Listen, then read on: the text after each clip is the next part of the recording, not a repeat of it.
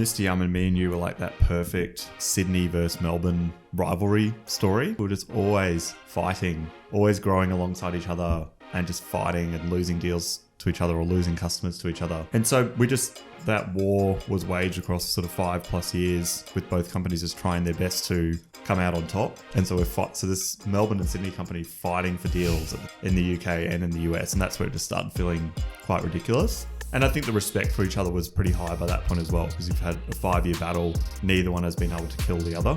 So there was strong mutual respect, whereas at the start and the first year or two, you just think we can beat them, and that would have been mutually felt on both sides.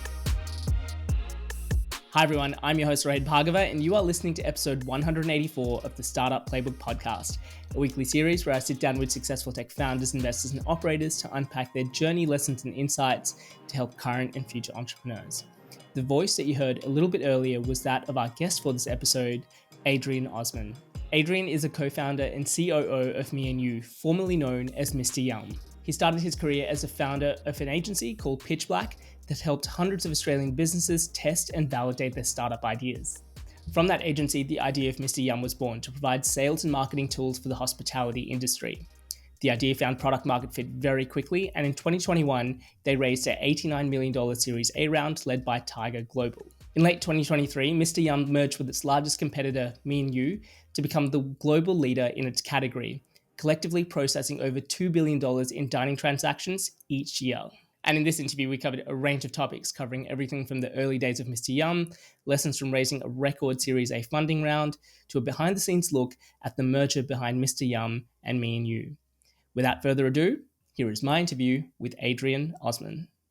Hi, Adrian. Welcome to the Startup Playbook podcast, and thanks so much for taking the time to be on the show today. Thanks for having me, Rohit. We've known each other for a few years now, so very, very excited to have you on. But Adrian, for those people that may not be as familiar with you and your background, do you want to share a little bit about your story and what got you here today? Yeah, sure. So Adrian Osman, co-founder and COO at Me&U, which was previously Mr. Yum. My background, didn't go to uni, so jumped straight into work, direct selling initially, so like banging on doors, door-to-door sales, ended up in an ad agency call center that I started on the floor and then ended up managing a direct lead generation and then direct sales team up in Brisbane. So born and raised in Brisbane and moved down to Melbourne 7 years ago. So this is home now. And then became self-employed from the age of 20. So I'm 32 now. Whether that's a good idea or not is questionable. But yeah, had a small consulting business in the sort of 6-7 years leading up to Mr. Yum starting, and used the revenue from that and the team to attempt to launch our own ideas, and had varying levels of success and failure in those, but nothing as big as what Mr. Yum and Me&U came out to be, but learnt a lot by starting that early, and especially resilience. Yeah. Yeah, I mean, there's so many parts of your story that I want to jump into. But maybe to a starting point, you mentioned that you didn't go to uni. And from what I understand, your mum's a psychologist, your dad was a counselor, and your brother is quite academic as well. Yeah, he's pretty smart. Yeah. I can definitely resonate to being the black sheep of the family. Everyone in my family's engineers, and I dangled that carrot in front of my family for a little while before dashing their hopes and dreams.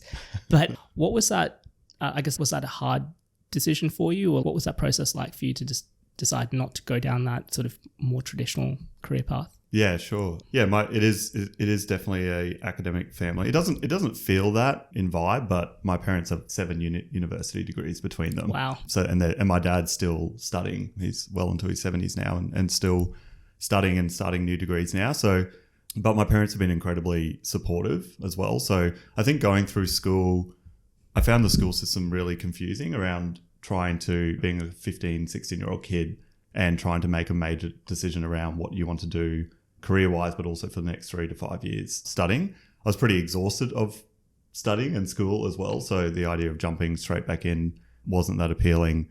So I'm a musician outside of what I do in startups, and so the only course that I did apply for was a music production and performance course up in Brisbane there. And they only accept 30 people into that course. And I just missed out, which I'm actually happy about in retrospect, but I was pretty gutted at the time.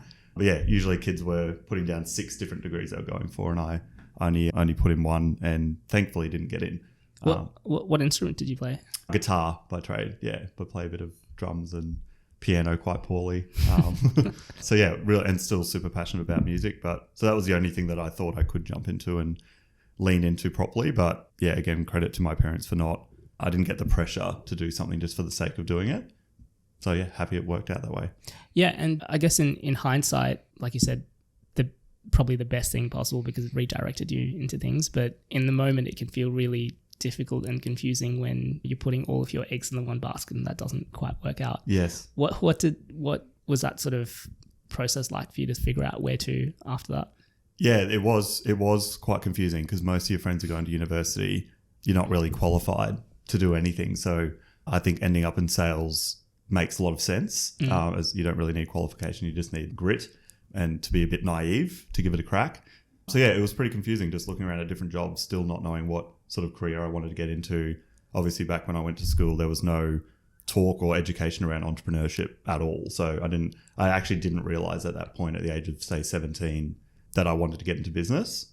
So it's just like where to from here, and was applying for different roles and got into sales and as I mentioned before, is door-to-door sales, selling Optus.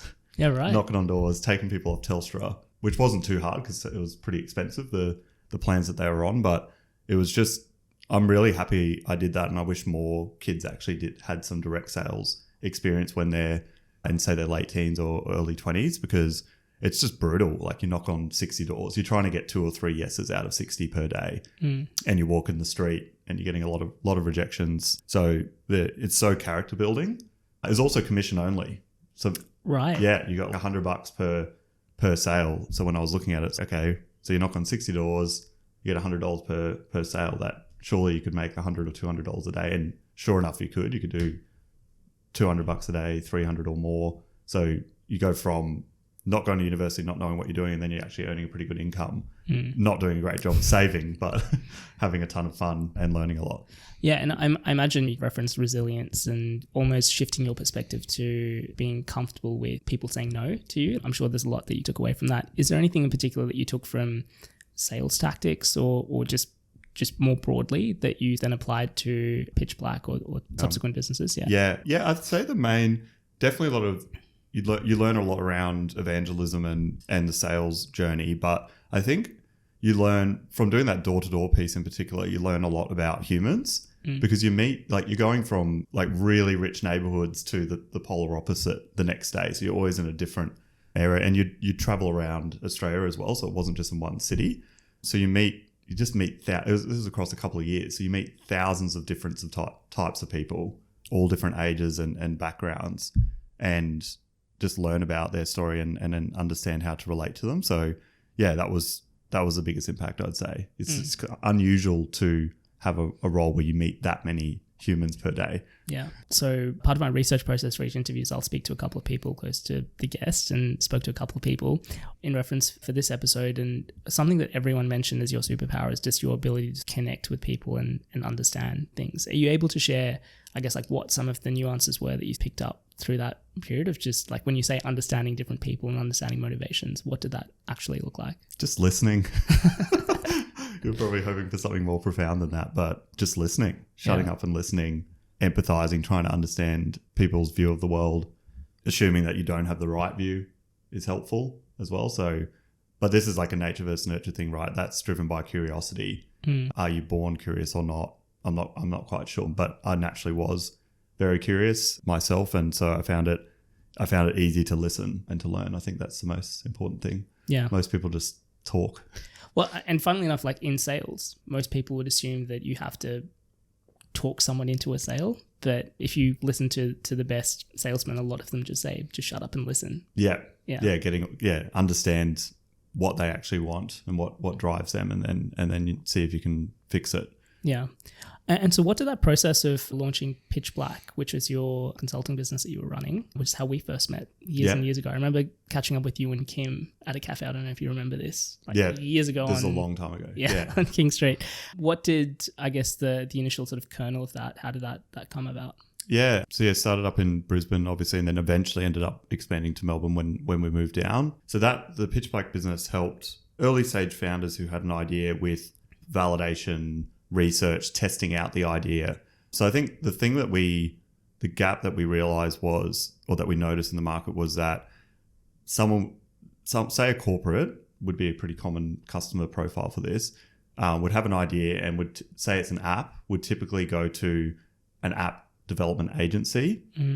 They pitch the idea, and then what do they say about the idea? They say that's a fucking great idea because they're incentivized to charge you 200, 300 grand or more. I saw some pretty crazy horror stories to build a shit idea. So that was the gap and the problem. And I think, this code as a service, I think, is really dangerous to early stage founders, particularly when it's high ticket. So we looked at that and we thought, what do they actually need? Well, they need validation. They need to run experiments. They need to dip their toe in the water with entrepreneurship to see if they actually wanted to do it. And probably for 7 out of 10 people who work with pitchblak, it was them scratching the itch and realizing that, wow, this is actually really hard and I quite like my 200K salary. Yeah. So I don't want to do this, but they'd spent 10 times less with us than they would have with an app development agency, just blowing that money and throwing it down the drain. So that was a gap that we realized, and there was a really big demand for it. Like, it kept us really busy for 6 or 7 years. Consulting's great. I know we chatted about this leading into the podcast and your experience with it, but it's just great for the exposure you get to so many different ideas, but also industries. So we were getting paid to learn, albeit it wasn't a great business from a P&L perspective. It only got up to 12 people max, I think, along that journey. But it covered our humble wages, and it gave us a playground as well to be able to try and launch our own ideas periodically out of that business. Yeah. And I think that's a really important part of that to understand as well is, I guess, a lot of people as a starting point start a consulting business or an agency of some sort, and like a good way to generate some initial revenue and you're making money from day one, but it is a grind. It's a grind. Yeah. Particularly if this was because the nature of the agreement with the founder was getting them on their feet. We didn't take equity. We didn't do long-term retainers. So we'd do a payment plan if they needed it, but we didn't do so it's not a great, even if it's great for the customer, it's not a great business where if you do a really great job, you lose a customer. And maybe I'll throw WeWork under the bus a little bit here, but I've always been a bit weird about the co-working model. It serves a huge purpose, but if you think about it, if they do the best possible job housing those startups, connecting them, community, investors, etc., they'll leave and they'll get their own office. So I think pitchblak had some similarities to that, where whether we did a great job or not, it was always going to be a short-term sort of gig helping these entrepreneurs, and then they would leave. So there's no recurring income, there's no equity. So I was always chasing that next sale, which is like the pain that you and I talked about before the podcast, and just really, really hard cash flow wise, which also built resilience, but was pretty soul destroying. Yeah. For me, there's a lot of really tight moments, it's made, because most people would look at startups and scale ups and taking on the world with tech is like this extremely difficult thing, and there's many things that are hard about it, but this process of having an idea, raising capital, and continuing to raise capital and having so much time to think through problems and be on a path to becoming break even at some point is in many ways a lot easier than consulting. Because consulting, you've often only got a month or two runway. Yeah. Whereas startups have an idea and then suddenly they've got 18 or 24 months runway. So learned a lot through that. The stresses of trying to make payroll. Yeah. Right. When like clients aren't paying on time or things are just taking a lot longer, and you're trying to close deals, but trying not to look desperate, but you are desperate to try and get the sale. But if you look too desperate, then people jump off. It's a grind. That's the most payroll. That's perfect. That is the most brutal fear of an entrepreneur. Everything else you can deal with, but the second you're wondering if you can pay your employees that week, it's a dark place. It's a very dark place. What I guess you would have, in my experience of kind of going through that, I realized that relatively early on and tried to navigate like different models and different structures.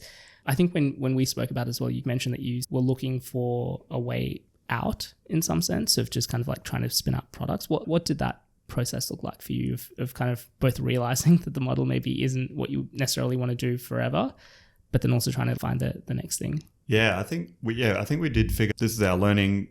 Like it's our learning ground. It's also our playground. So if we keep spitting out our own ideas as well, eventually one of those will take off, and hopefully it's good enough that our team, that talent, including us, could come across into that business and focus on it. So yeah, I think we knew we were really enjoying it. I don't want to like, the customer impact was awesome and the learning was awesome. So it was a great journey, but we knew we knew we couldn't do it forever. And we knew we also had to build something of credibility ourselves that was like some of the startups got off their feet, but we needed to build something great as well. I think that's really important. If you want to be in the startup world, you need that one story that worked out. So we knew that we were eventually going to get there and just had to keep trying and be patient before something would take off. Yeah.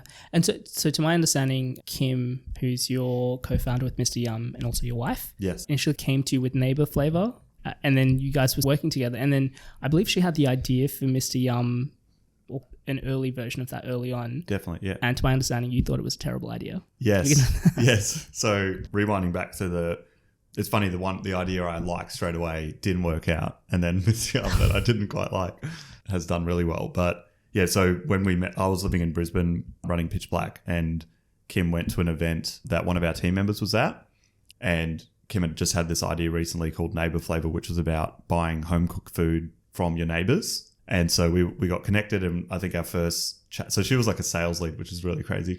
She's my wife now, as you mentioned, but that's how we connected. And our first chat went for, I think, an hour and a half and was just flowing really nicely. So anyways, we did a big pre-launch around that idea and partnered on it. A different model to the normal pitchblak model. Like she was looking for a partner. We actually went into business on that as co-founders. And that idea didn't work out because we knew this at the time, but it was essentially illegal. So it was around the commercial cooking license that you would need. And I think at that time, Uber and Uber Eats were successfully changing regulations around the world in cities by just starting and figuring it out later. We had a bunch of capital lined up. I think it was like 600 grand that we hadn't banked, but we'd signed from investors. And then it was Kim's call, and it was ultimately right to kill it in pre-launch because the fines could be up to $40,000 each. And we just figured we'd run out of capital pretty quickly. Obviously, you can't get the home chefs to pay that. So we just end up running out of money pretty quick by paying off those fines. So convinced Kim to join pitchblak from there, which was great. So she wasn't there right at the start, but she came in as a co-founder then to help that business and definitely took it to another level, and then moved down to Melbourne. And then around that, just before we moved to Melbourne and right after, there was a good close to a year there that Kim had been talking about a menu problem and noticing people in cafes in particular, especially like Insta-worthy cafes, using Instagram and the photos of the menu items as a quasi menu. So there was that insight there that was very real, and we'd observe it. We did it ourselves as well, and we'd observe it when we went out. So yeah, she had the idea of if we brought all of that into its own space where you've got a curated menu that actually has the photos of all of the dishes that are there and it's up to date, whereas Instagram is not. It's just like a feed. Some of the photos might be specials that are not there anymore. So that would be compelling. And I agreed 100%. So it wasn't that we joke about me not liking the idea. I thought the insight was spot on. It just took a long time and a lot of discussion to think about where to from there. So it wasn't right from the start that we were thinking about the commerce part of the business with ordering and payments. It was when she first had the idea, Apple and Google hadn't yet added the QR scanner to the camera. So there's also this issue around, okay, someone's at a cafe and they want to use a visual menu. Would someone actually download an app or type in a website to get there? And of course, QR codes existed, but you needed a QR code reader. No one had that. Yeah. No one had those. They only really took off after they were embedded. So it was just working through that, massaging. Is this an app? What would the monetization be? Because you wouldn't want to charge consumers for that value proposition, albeit it was strong.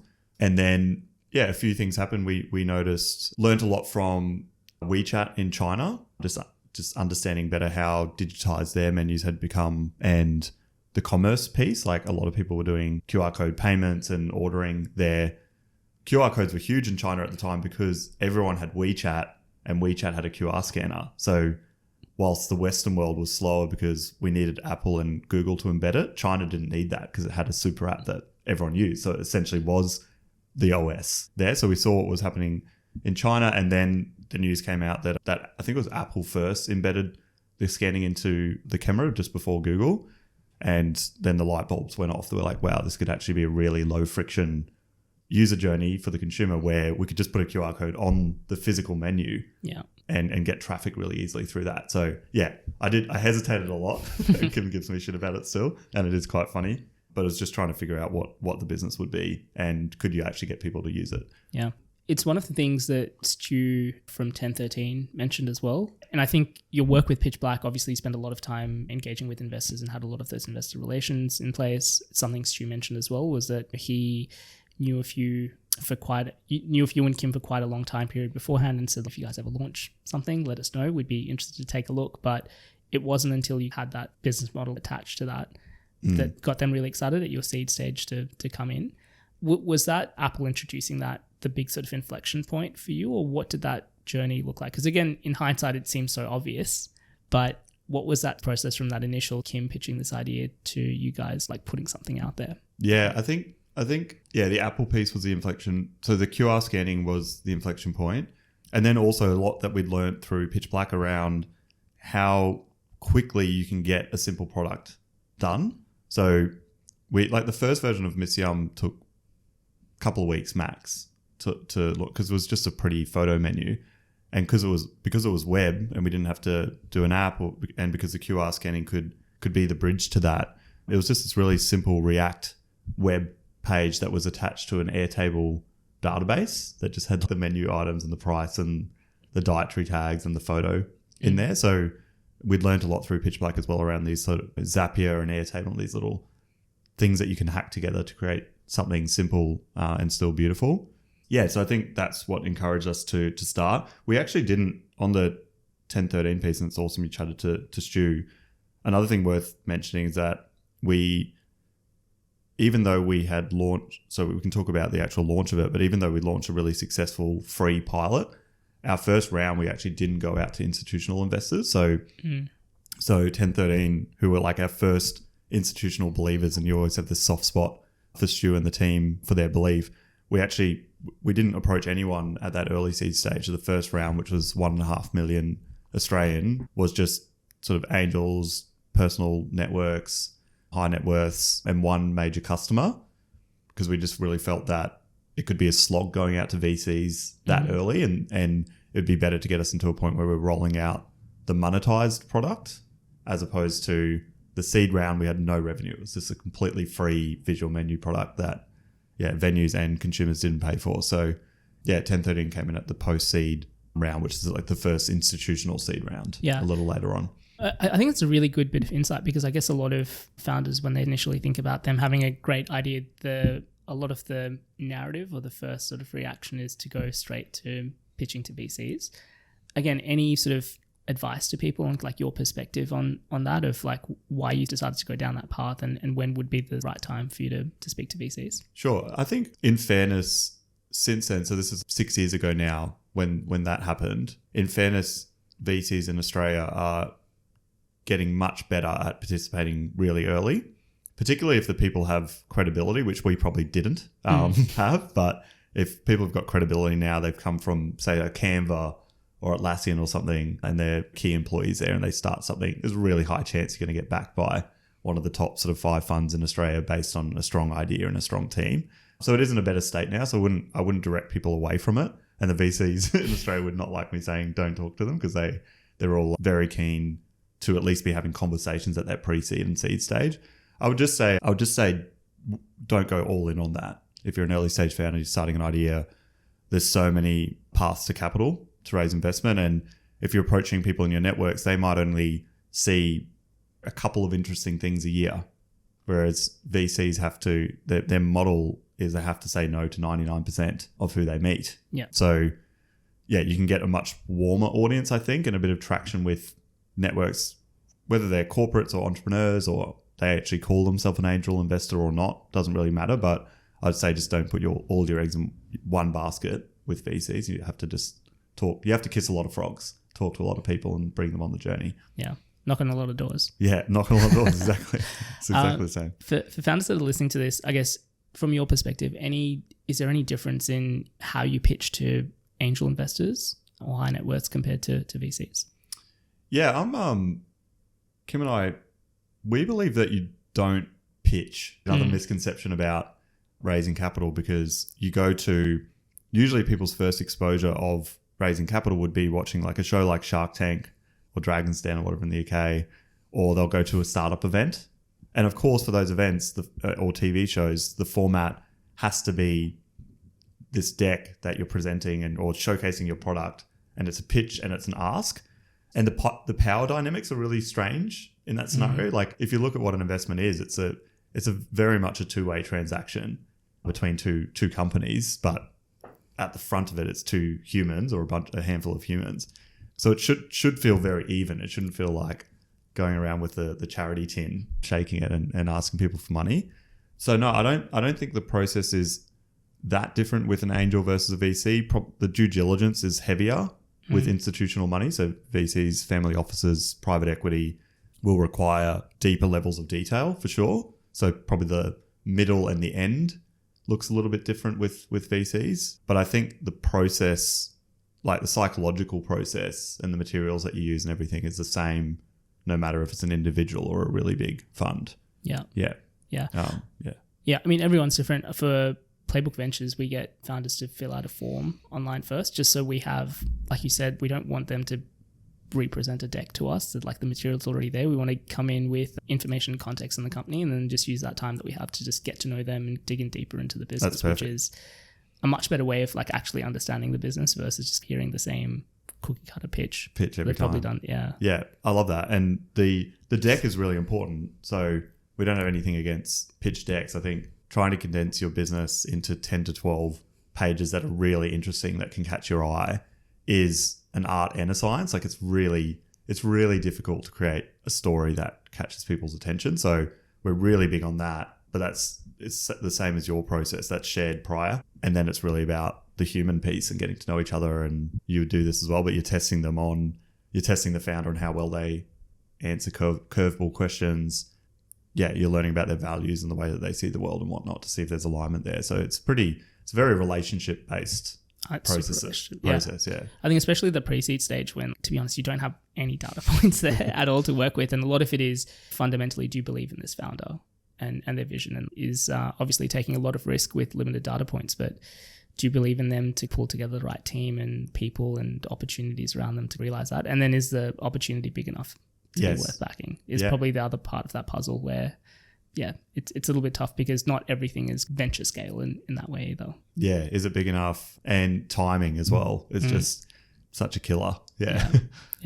And too early or too late. Yeah. And to your point, so, I mean, so much of it is subjective too, right? Like you could not be the right thing for 40, 50 angel investors or VC funds, but you don't need everyone to like you. You just need the right people to back you. Yeah. Yeah. 100% agree. We're going to take a very quick break from this podcast to talk about an important issue, which is the growth of your business. Specifically, how long sales cycles when selling to large enterprise customers can slow down progress for so many startups. Unfortunately, a portion of this is out of your control, but something you can do to accelerate your sales cycles and sell to bigger customers is to demonstrate your security compliance with standards like ISO 27001 or SOC 2. The problem is that achieving compliance can be a big distraction and a large financial and operational drain for your company. Thankfully, our partners for the show, Vanta, can help with this. Vanta automates up to 90% of compliance, getting you audit ready quickly and saving you up to 85% of associated costs. And Vanta scales with your business, helping you continuously monitor compliance, unify risk management, and streamline security reviews. There are over 7,000 fast-growing companies like Atlassian and Dovetail that use Vanta to build trust and prove security in real time. They've been supporters of the show for a while now and are doubling down in their support for our community by offering $1,000 US off their plans. To access this exclusive offer, head over to vanta.com/playbook. That's VANTA.com/playbook. All right, let's get back to this episode.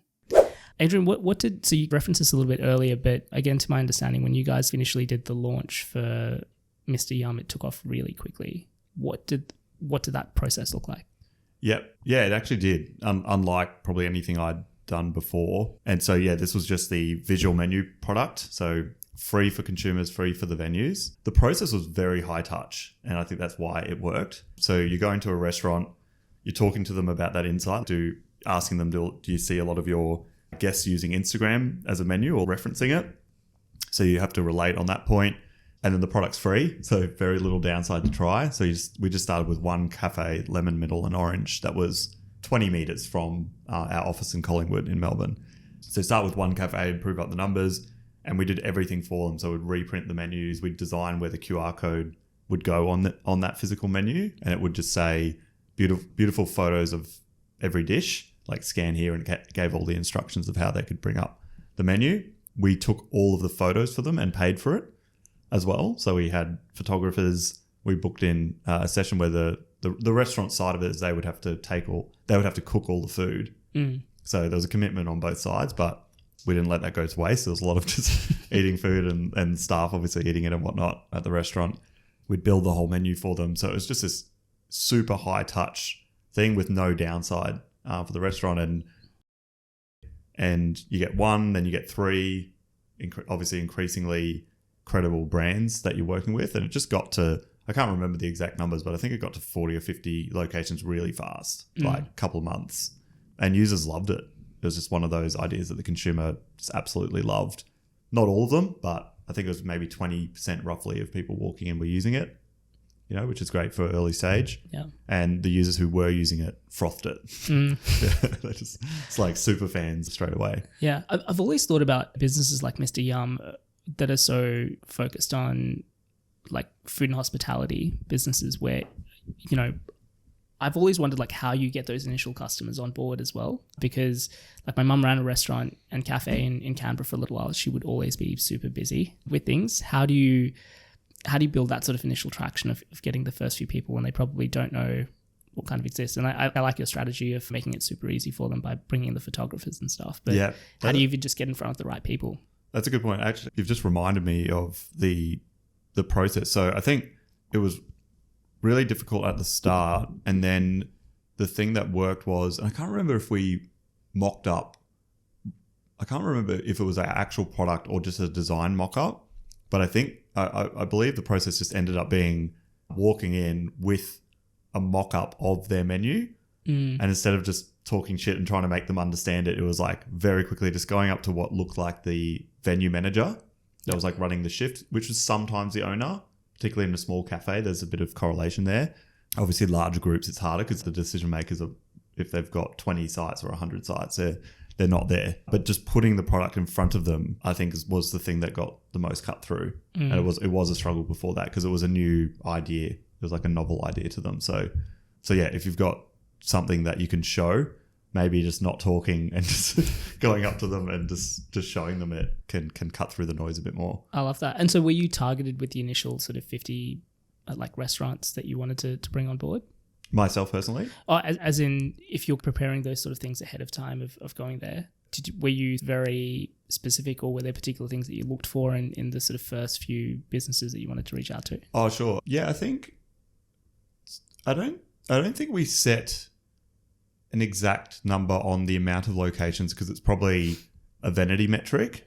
So we cared more about, there's probably most value in the first specific site. The first location was, can we get more than 10% of people scanning this thing? Because if it's 1%, Miss Yum's over at that point. It's the idea is either shit or you're too early. People aren't ready for it. Or you can't get people to scan the QR code because it had only just been embedded into the camera. So that's probably the most important test. It would be your first location. Do people scan it? Do they like it? And doing customer interviews on the consumer side and the venue side to get feedback. So we cared about that immensely at the start. And then as we went into multiple sites, we cared more about retention. So do the cafes continue to use it? It's particularly if you're a free product. And they did, but yeah, that would be a pretty telltale sign.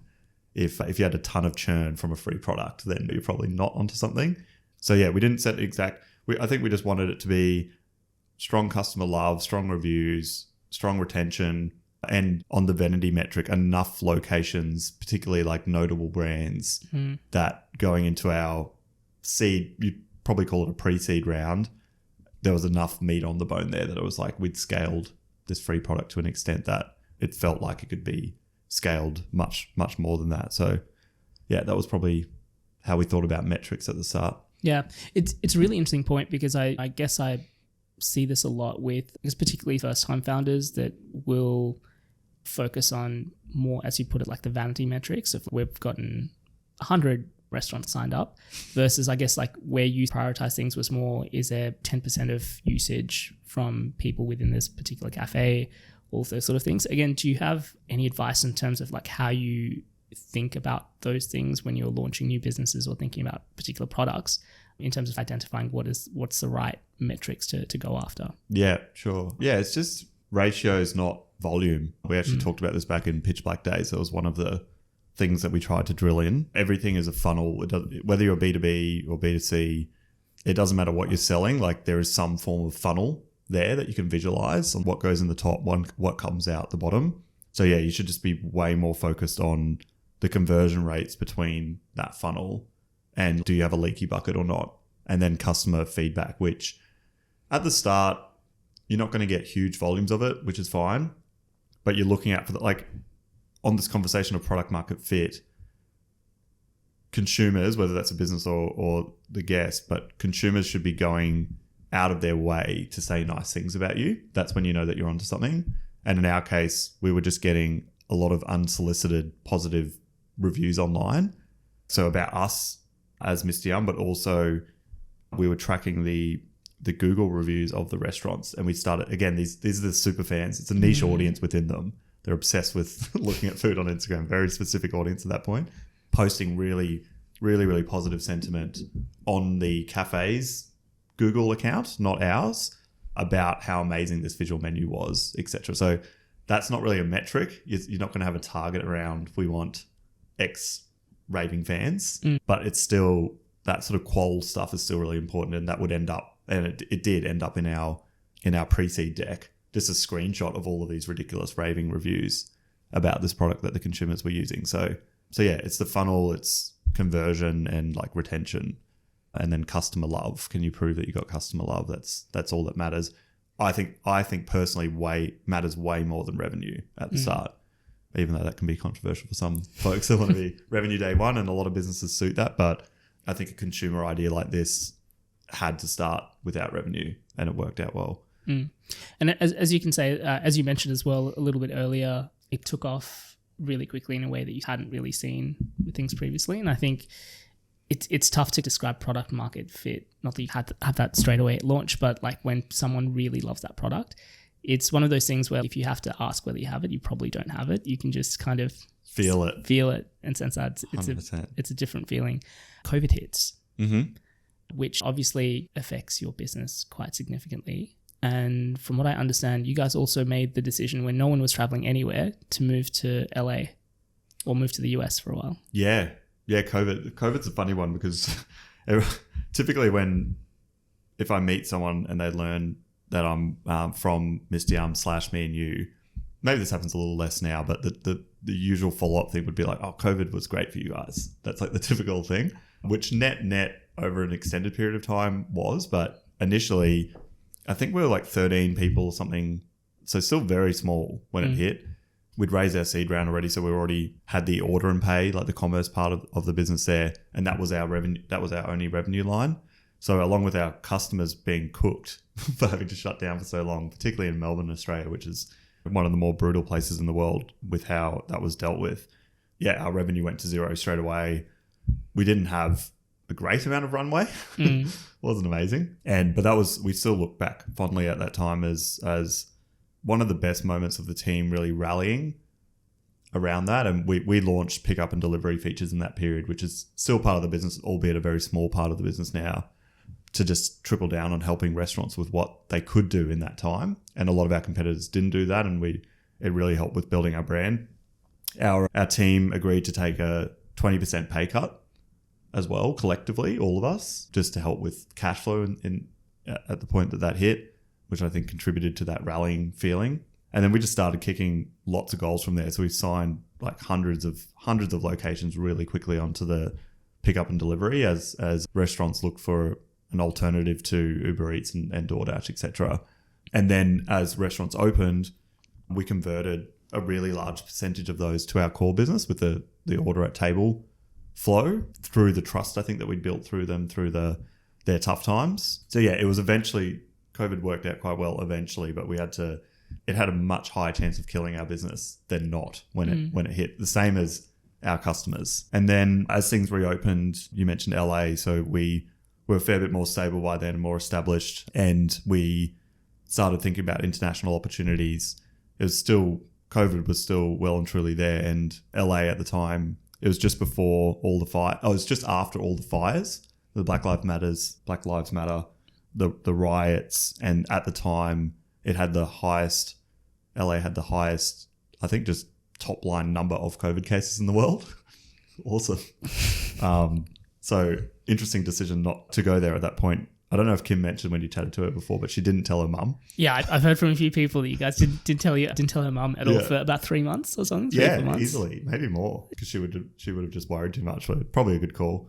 So yeah, we decided the business was in a stable point at that stage in Australia, and international markets just felt like such a mystery. So Kim and I decided to jump on a plane, just with an Esther at that point. We've got visas now, but just jump on and try and figure it out. Which was an adventure. Yeah, which was like a really interesting time. As you mentioned, in hindsight, people say that COVID would have been such a great opportunity for you to grow and expand the business, and a real accelerant for you in terms of adoption for people when they were allowed back. But there was a long period where everything was just shut, which, as you said, would have had the opportunity of killing your business, but would take revenue down to zero.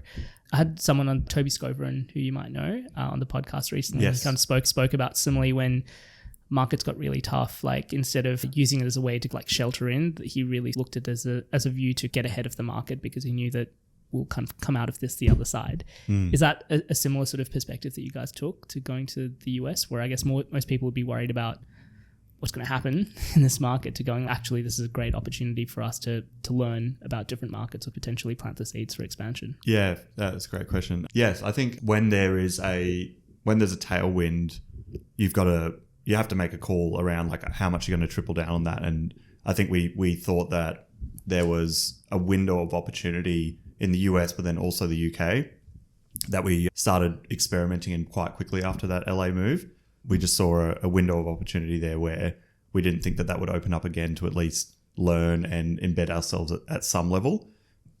Was it the right call to do it at that time? I'm not quite sure. It's worked out over a longer period of time, but that window was probably less fragile than we would have expected. So it probably wasn't paramount, but I'm happy that there's just so much to learn in the US in particular, but the US and the UK about this business and restaurants and the hospitality scene there, that it is good just to get started on learning as soon as possible, because it's going to take you years to truly crack it. So yeah, I'm happy that we jumped in pretty early when it was highly uncomfortable. And speaking of kind of window of opportunity and jumping in, you guys raised a $90 million Series A funding round. Yes. Which, congratulations, that was a monster Series A, especially at that time. Again, from the outside looking in, have all the tailwinds behind you. If you've raised 90 mil, must have been a super easy process. I heard from Kim mention this as well, that like actually going into that fundraise, the metrics weren't fantastic or weren't at a point where you guys were, this is a set in stone process. Yep. And it was a bit of a grind for you guys to raise some capital through that time. So I believe you got a bunch of introductions from Airtree and 1013, but Yep. it wasn't. Yeah, again, maybe I'll just hand over to you to kind of like talk about that process, because again, from an outside perspective, must look super easy, but what was that process actually like? Yeah, so it was a big Series A, but we'd done a post-seed round prior to that was pretty sizable. That's when Airtree came in. So that's another interesting hack, that you can call around whatever you want. And I see a Series A as like the debut album in music. So you only get one of them. So we decided to hold off calling previous rounds out and really focus on doing a bigger one that was called the Series A. On the metrics piece, the reason it was a bit tough is that with Melbourne continuing to do lockdowns, which was our biggest market at that point, we had to, in the forecast, we essentially had to show this is what GMV, like volume, will be processing and revenue will be doing when venues open, which we think it will be like October or November. Mm-hmm. So we had this forward projection of where we'd land in volume and revenue to the end of that year, and we had to raise off those normalized numbers. So that part was hard around like having, and it turned out those predictions were pretty close to accurate. I think we were less than 10% off on where we thought we'd land at the end of the year. So investors did have to show some faith around where they thought we'd land, but it turned out we were close. We were in the ballpark of where we thought it would be when venues reopened. And then, the other part of the process that was hard is even when you get 50 warm introductions from like Airtree and 1013. A lot of the global funds are obviously in the US and UK, and that this category didn't have as much adoption. Australia's like the front runner and still is in order and pay. Outside of China is still the highest adoption market in the world. So a lot of the VCs that you're chatting to haven't used it or haven't used it much, and that made it pretty tricky. And you just have to go, again, this is a funnel, capital raising, and we were just going through meetings, we were making progress, getting to second stage or partner meetings, but we just hadn't got that golden term sheet. And it felt like we were getting near the end of that funnel, and we were starting to become quite concerned around, are we actually going to get a term sheet from a credible fund? But then luckily, you actually only need one. So near the end of that process, you get your first one, and then that opens up, and then you get 5 or 6, and the frenzy begins. But you need that first believer in a round that can lead the round. And Airtree could have, for example, but we really wanted a global fund because we were then active in the US and UK. So we wanted a global fund to lead it. Yeah. And I guess once you've got that initial term sheet, how do you best leverage that to create that frenzy? That part's actually easy. So capital raising is, particularly for large rounds, such a difficult process because it's a big check that they're going to be putting in to lead it. So all the courting and first meetings and all of that part is so difficult. It's actually not difficult at all once you get the first term sheet, because you literally just email or SMS them saying, hey, we got a term sheet. And then they'll typically follow. Yeah. The ones that were really engaged will just jump straight on. So at the point of getting the first term sheet from a credible fund, you're in a really good spot from there, because all you need to do is tell people that you did. You don't usually mention the fund, which is this interesting nuance around, I don't know why, but you just say, we got a term sheet, the terms are great from a fund that we really like. And then all of the ones that were really engaged but on the fence a little bit, that felt like they could work with you, will then move really quickly within 24, 48 hours to put something in front of you as well. Yeah. It's unfortunate that it works that way, but it is the power dynamics. It's how it works. Sort of things. Yeah. And it's, like you said, it's funny how quickly things come together as soon as you've got the first term sheet in place. It is. Yeah. What does that process look like after you've banked the 90 mil?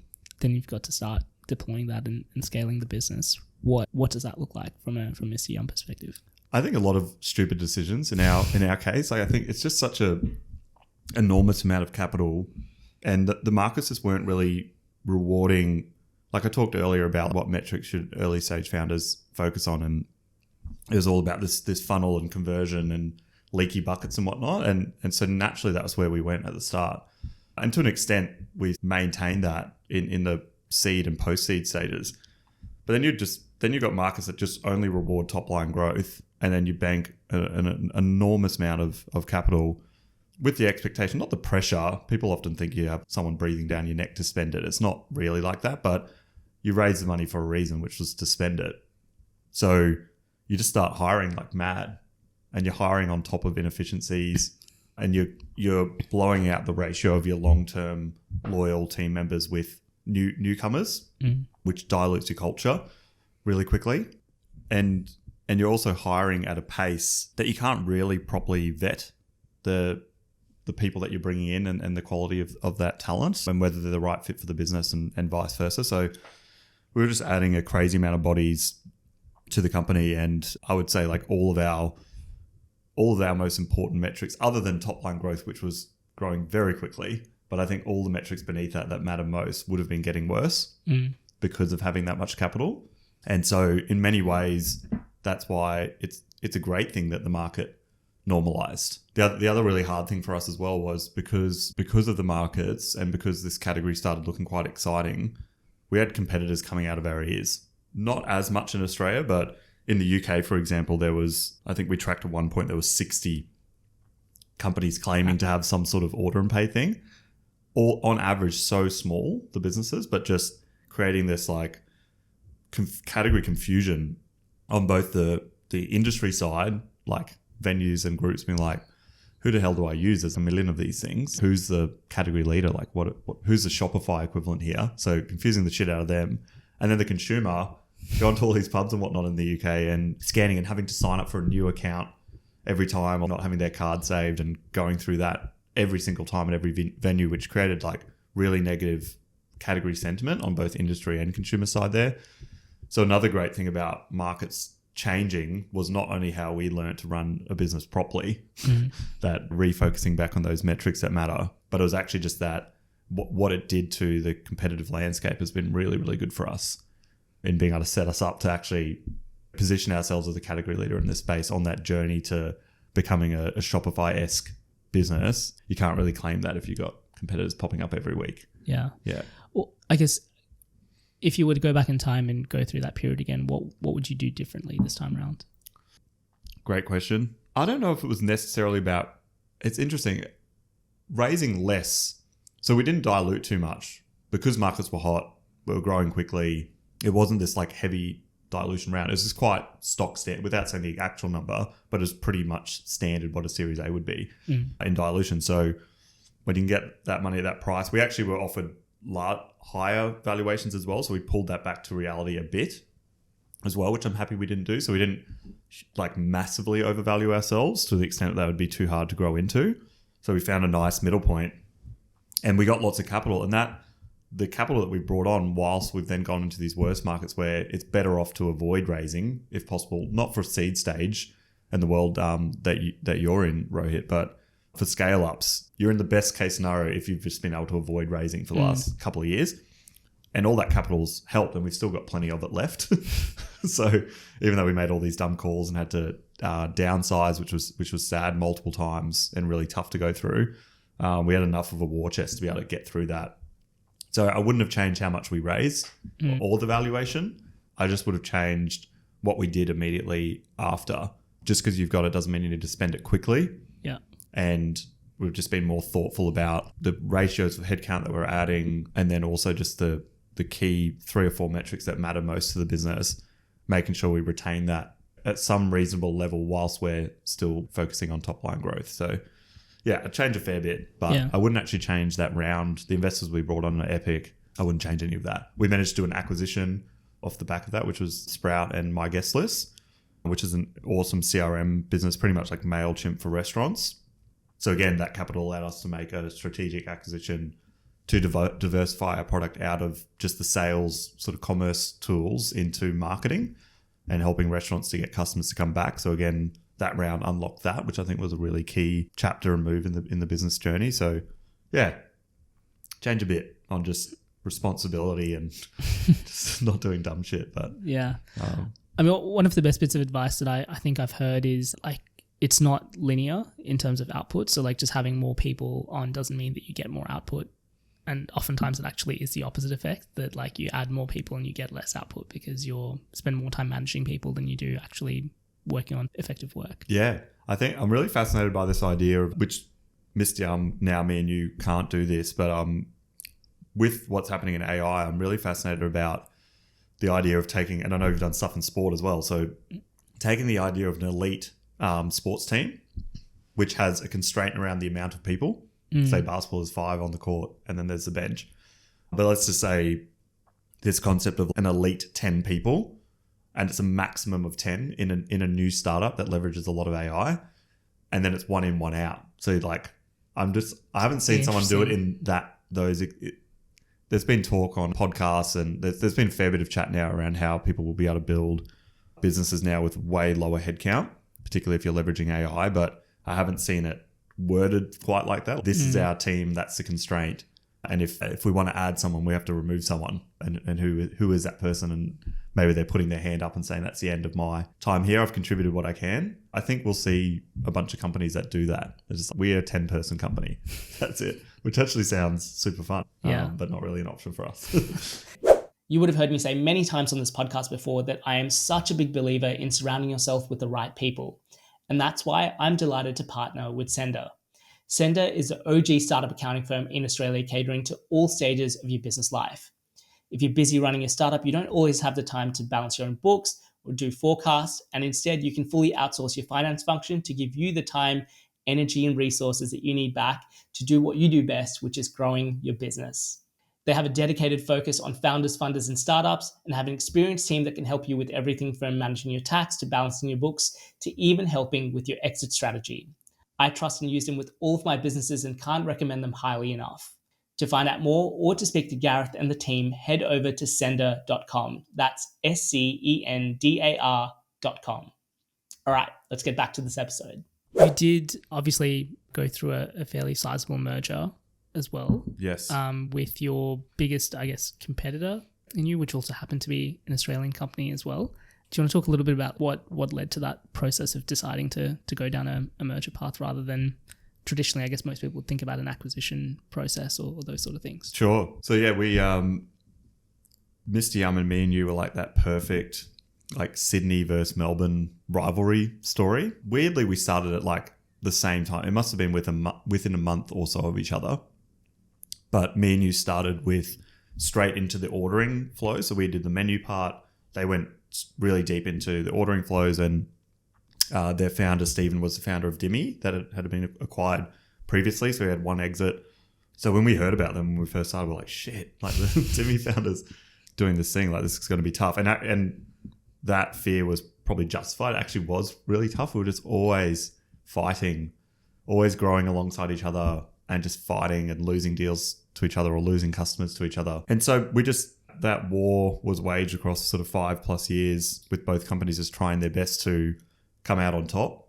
Where it started feeling really stupid was when Me&U also expanded to the UK and the US.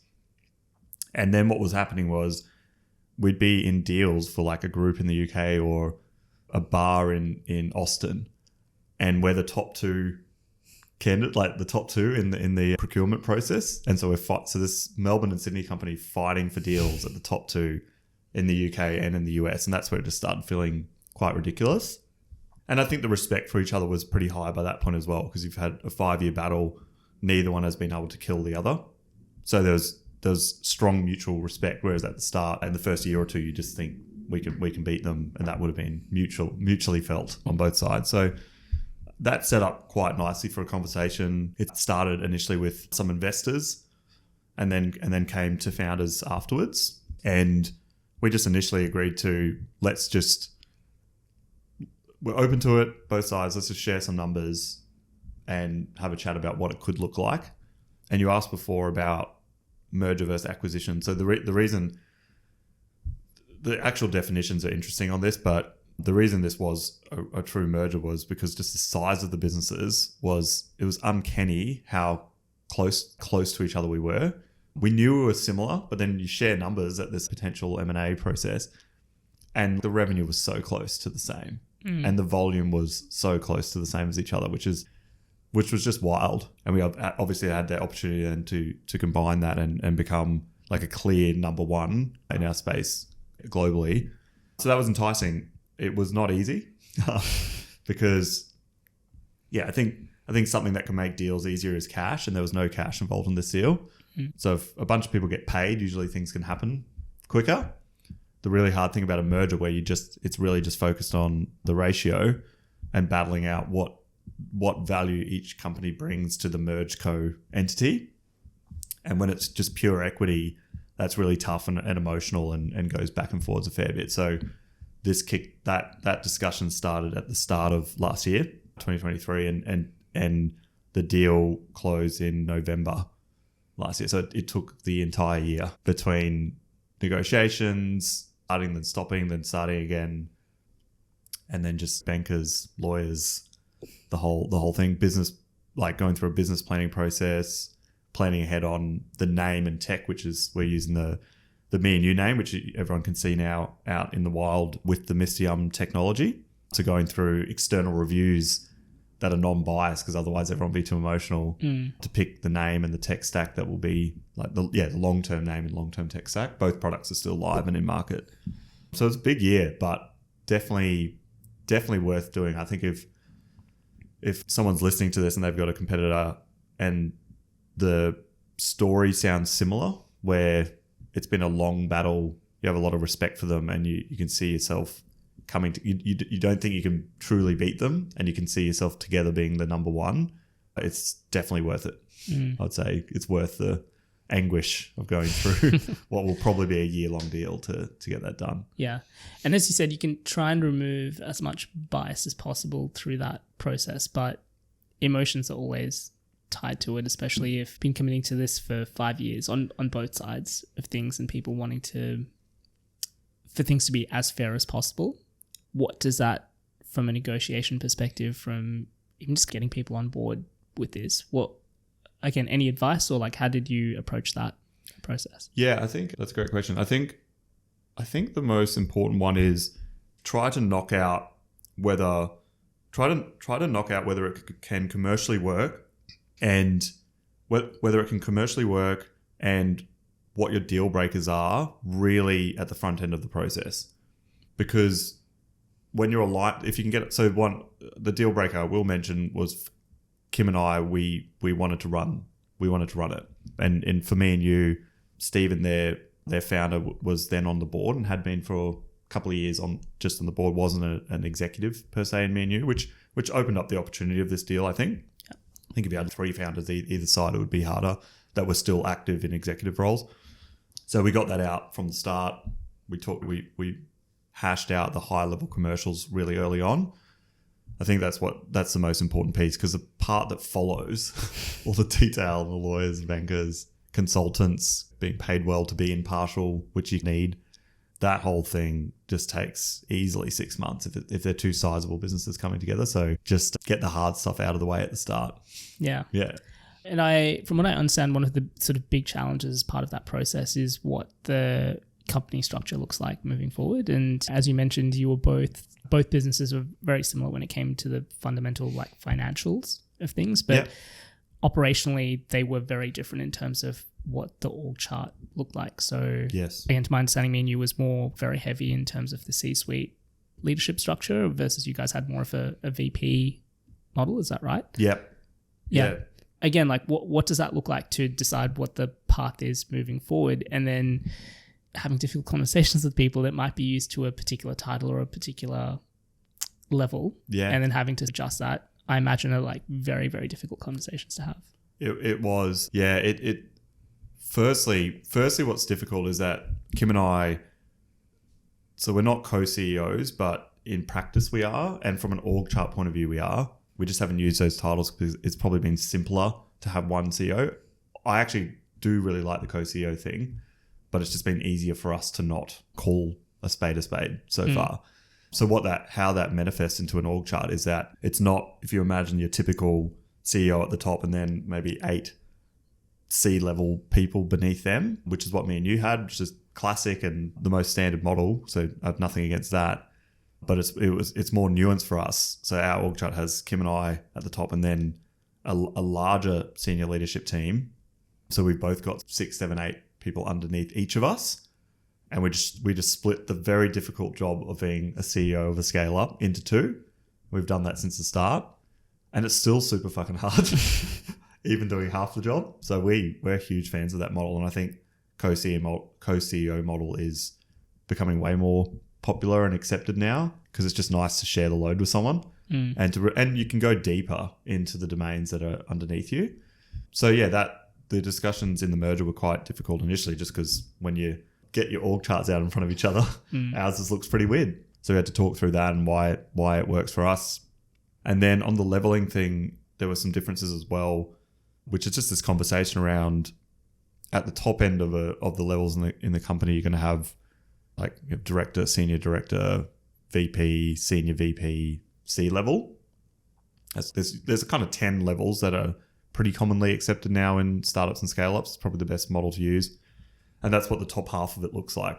And what you find when you look at companies is that the larger the business is, the lower title you will typically get. So I know we chatted about this just prior to the podcast, but like a company like Amazon or even Afterpay under Block, which is Square, they'll have people that are called director level or senior director level, who in experience and compensation is way higher than most C-level titles of, say, Australian scale-ups. Canva would probably be the same as well. So there's this weird thing about when you talk to people about their careers, it's you can have typically a bigger title in a smaller business or smaller title in a bigger business. And when you're bringing companies together in a merger, that can be quite hard because you have to index against something.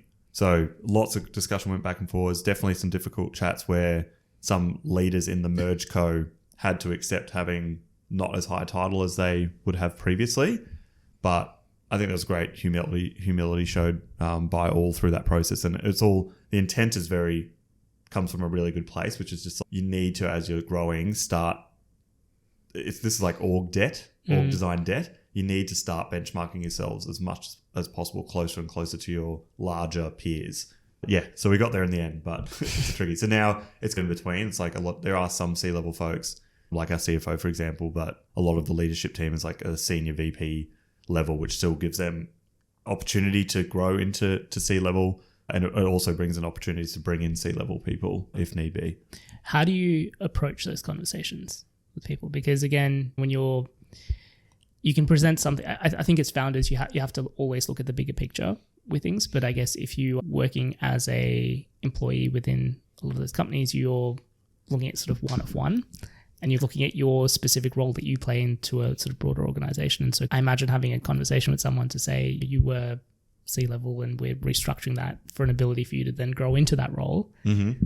That's a tricky chat to have. Any advice in terms of like how to approach that, or like any lessons that sort of came from you from that? Yeah, I think firstly it's making your intent really clear, that your thinking comes from a good place around trying to create consistency across your leadership team and consistency to market as well.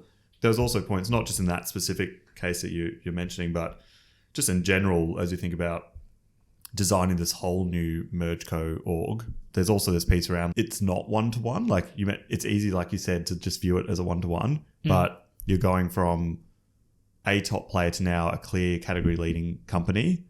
The business doubled from both sides. The business has doubled the size overnight.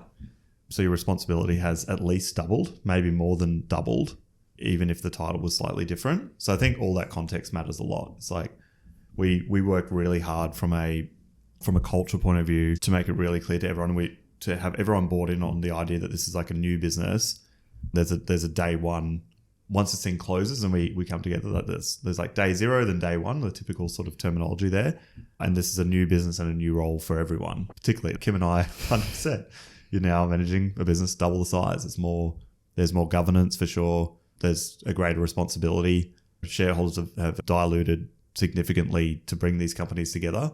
And you need, on the belief that we also have that this can be really accretive. 1 + 1 = 3, the classic thing, or 4 or 5, hopefully.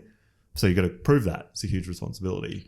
So I think, there were some difficult chats and calls to make in bringing these two companies together, but I think the humility and understanding shown by the team was really good. I think people got it.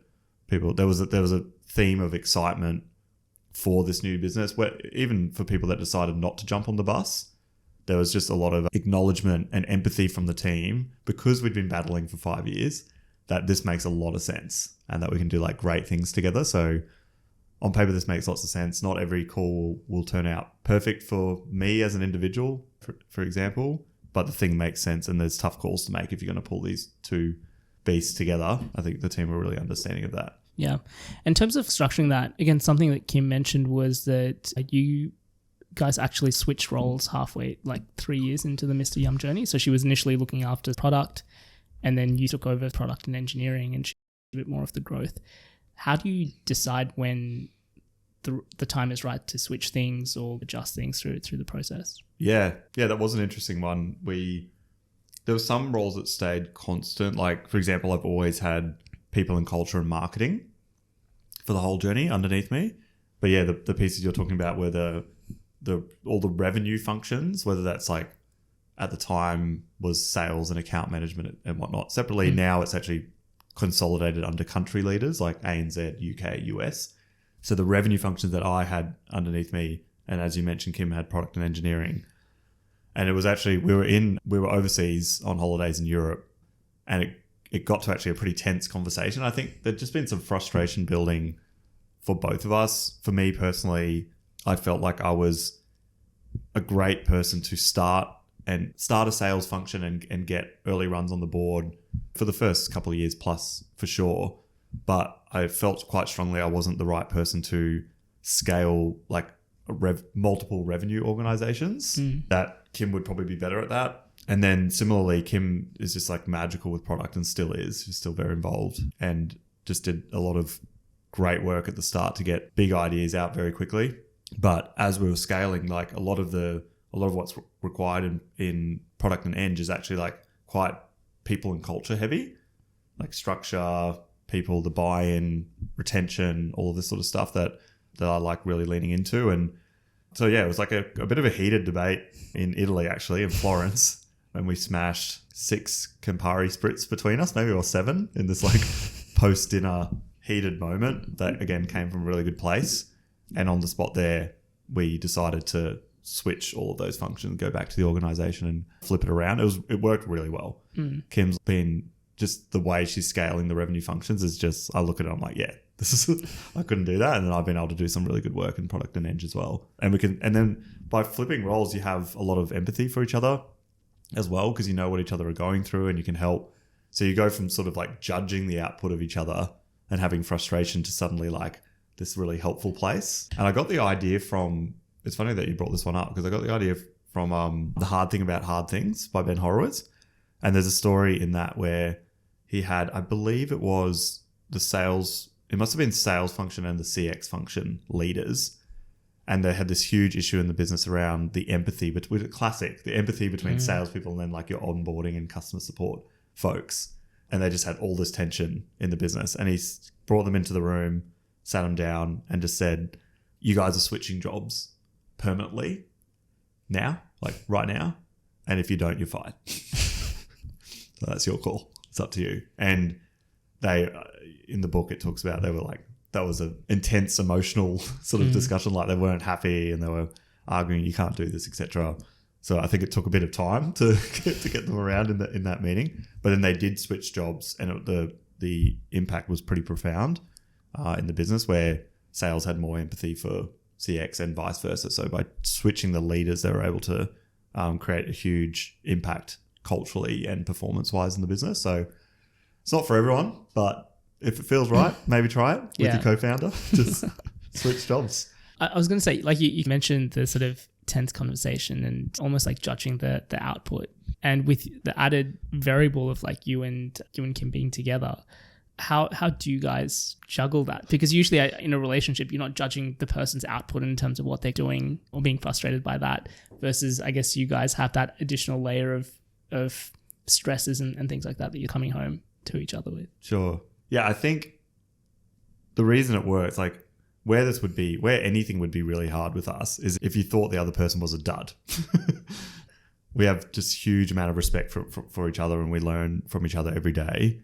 So that's if you're going to go into business with your wife, husband, whatever, partner, that piece is key, to be on like the same level and to really look up to each other and to learn from each other. So this particular scenario was, a heated moment at the time, but the frustration actually came from just thinking, probably on both sides, that each of us weren't being used for what was most valuable for the business at that time.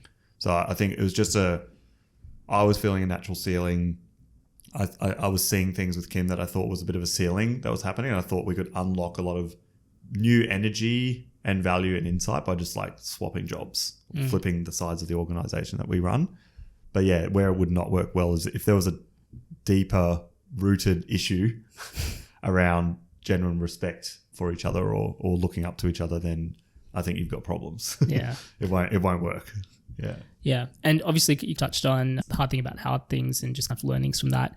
I've heard you're a huge fan of golf as well over the last couple of years, and you will obsessively watch golf videos from what I hear. Yeah. Yeah. Love playing golf. I think so much of like learning new skills like golf or just building businesses, like you don't really go to a school to learn how to build a company of the size of Mr. Yum, or dealing with everything that comes as part of that journey of like people and all of those sort of things.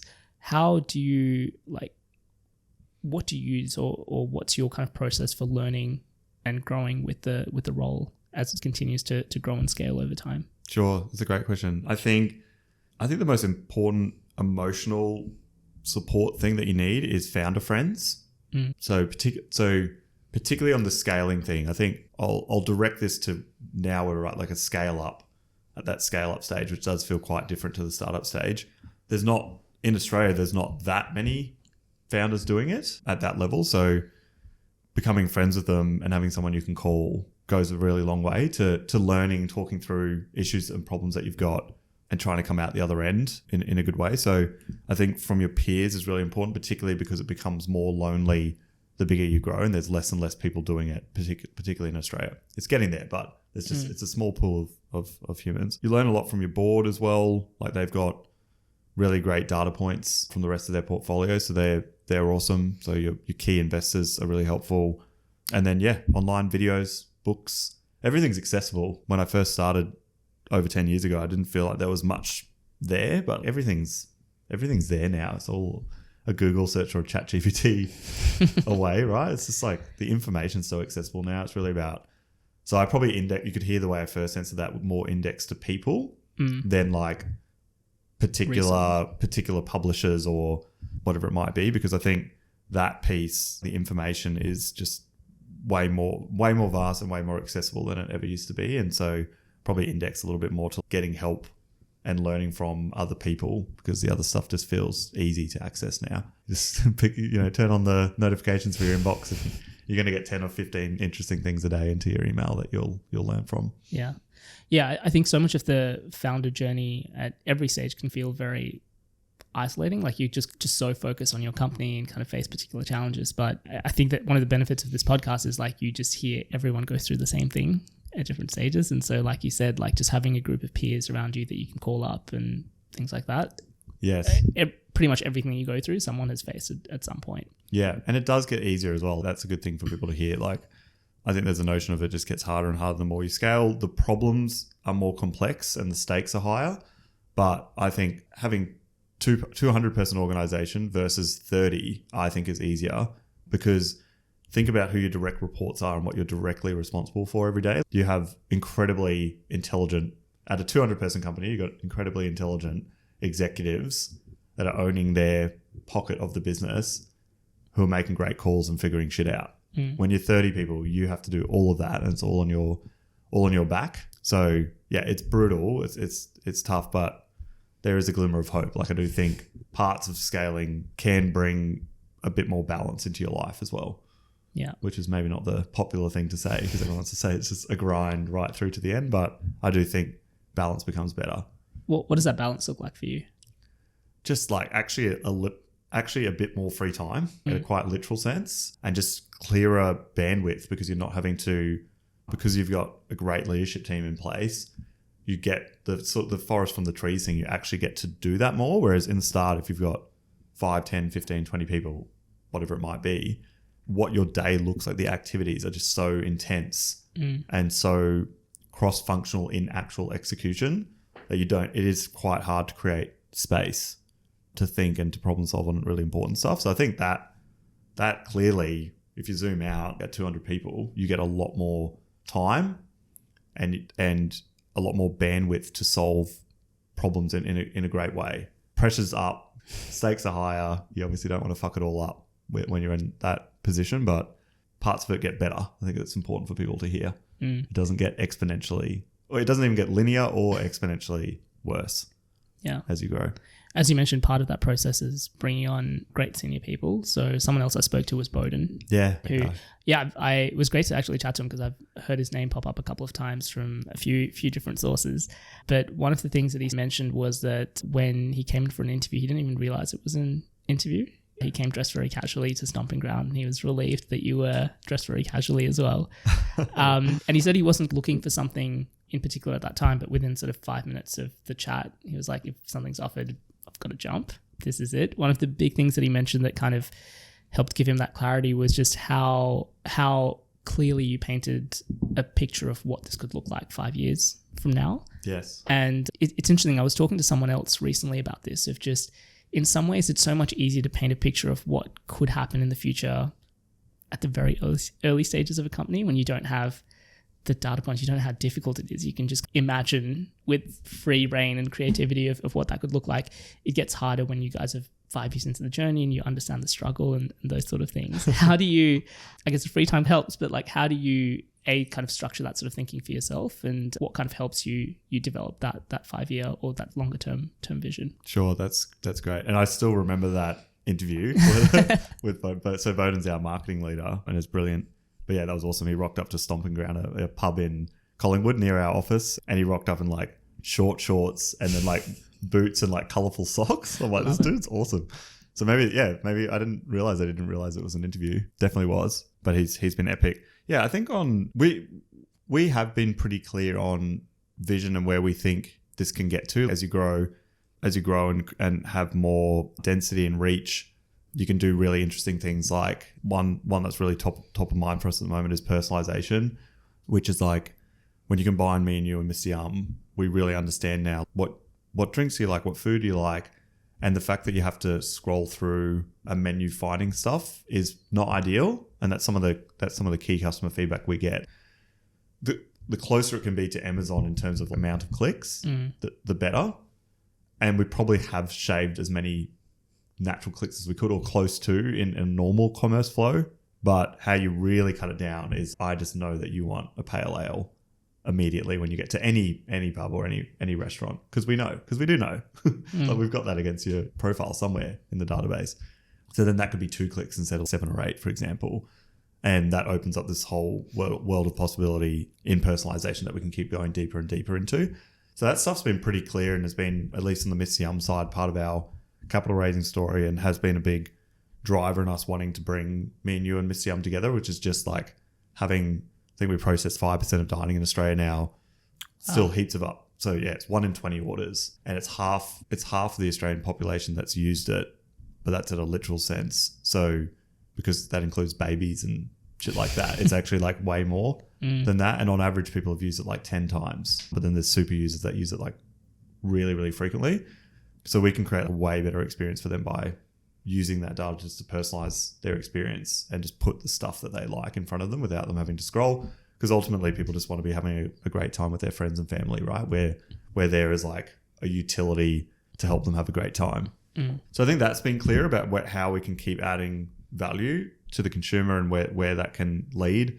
I think the trickier part in structuring your thoughts has been your value proposition. And this relates to, like, Bowden does epic work from a brand positioning point of view for us, but it doesn't mean it's not hard work. Just the more products you get, how you condense that into 7 words is really, really difficult. I find from a sales and marketing value proposition point of view, the vision piece feels a bit easier for us because it's been pretty consistent. We've mocked up what the future could look like.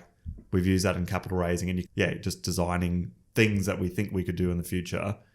Whereas to your point before, the right here and now can be tricky, and particularly if you've end up having 6, 7, 8 different products. What do you call yourself? How do you position yourself in the market? So that's probably been a bit tricky for us to structure around.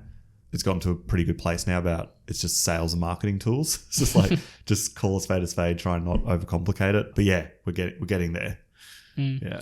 Well, one of the things that he mentioned is your superpower is everyone talks about how good people get out of the way and do things. And he said you're the person that probably epitomizes the most from anything that he's seen in his career. Again, do you want to talk about, I guess, your approach to sort of building culture and high-performing teams in that way? Yeah, sure. Yeah, I am a big believer in that for executives in particular. I don't think maybe that saying gets used too broadly, because if someone's a junior employee that's new in a certain type of role, they need a ton of support, and that there'd probably be some level of linear less and less support needed the more senior that they are. But yeah, it's definitely for those key leaders in your business. If you can't trust them with, okay, this is the vision, these are the goals, this is why we exist, this is what we're trying to achieve. If you can't trust them to come up with a plan that will have feedback, but come up with a plan and execute it, then they're not the right person. Yeah. So really strong believer that you need to get out of their way and trust. I'm just really big on building trust, not micromanaging, not challenging things that don't matter that much. I'm a big believer in you have a certain amount of coins that you can spend. So that's your coins are like the influence you can have over like maybe a tough call you want to make that other leaders won't like. So you're spending some coins there. But you're also spending coins if you're challenging the work of your peers. And I see these folks as peers to me. So just spend those wisely. Like pick your battle, really focus on the parts that you're passionate about. So Bowden and I, that's a great example.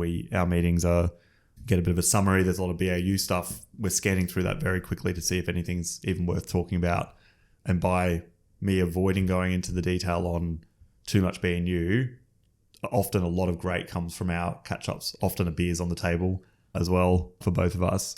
But if we get to spend that time more creatively, thinking about bigger ideas or bigger problems, the yield out of those sessions is so much higher than me challenging a small decision he made to do with his team or the budget or whatever it might be. So, yeah.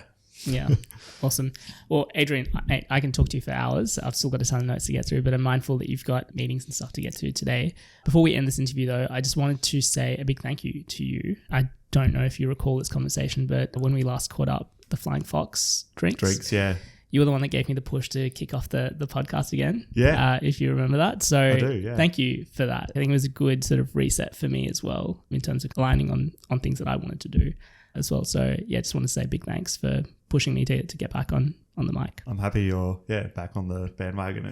And thank you for having me. Yeah, this just compounds what you're doing, right? And it just keeps growing. So I'm really happy that you're back in the driver's seat and pushing it. Yeah. And it's been awesome being on here, mate. Yeah, appreciate it. Adrian, for anyone who wants to find out more, say hello, get in touch, what's the best way for them to do that? I'm actually pretty bad at LinkedIn.